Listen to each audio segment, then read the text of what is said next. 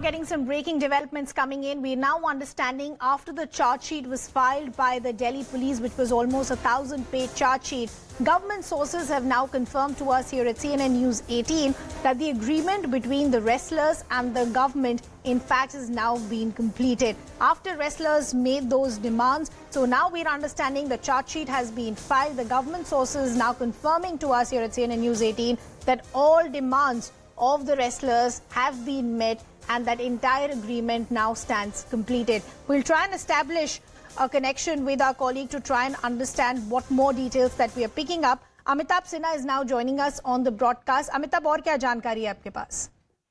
देखिए, दो चीजें साफ हैं। एक तो सरकार जो पहलवानों और जो नाराज पहलवान थे और खेल मंत्री के बीच लंबी बैठक हुई थी और कई शर्तें रखी गई थी, उन शर्तों के ऊपर सरकारी सूत्र बता रहे हैं, हाईली प्लेस सरकारी गवर्नमेंट सोर्सेज का कहना है, चार बातें उन्होंने कही हैं। पहला कि सरकार ने उनसे वादा किया था, जो सहमति बनी थी कि 15 तक चार्जशीट फाइल होगी, वो चार्जशीट दायर हो गई है। दूसरी बात जो सबसे बड़ी रेसलर्स की मांग थी कि दो नए कोच लाना रेसलिंग के, उनकी पसंद का नाम था, उनकी सहमति और उनकी पसंद के हिसाब से दो कोच रख लिए गए हैं।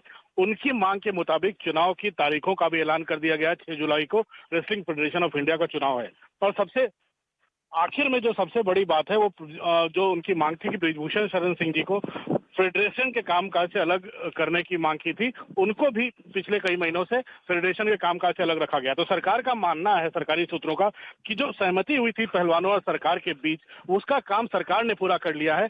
अब उम्मीद की जा रही है कि पहलवान वापस अपने ट्रेनिंग में जाएं और जो इंटरनेशनल कुश्ती फेडरेशन के जो भी टूर्स हैं उसमें जाकर भाग लेना शुरू करें।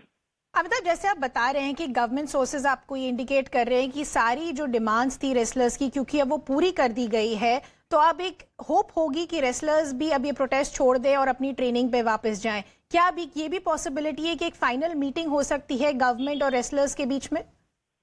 देखिए, जितनी मीटिंगें थी और उस मीटिंग में जो भी सहमति बनी थी, उसको वो फाइनल सहमति के लिए उन सहमति पर सरकार ने काम किया और सरकार ने उनकी सारी मांगे मान ली हैं जो भी पहलवान मांग कर रहे थे।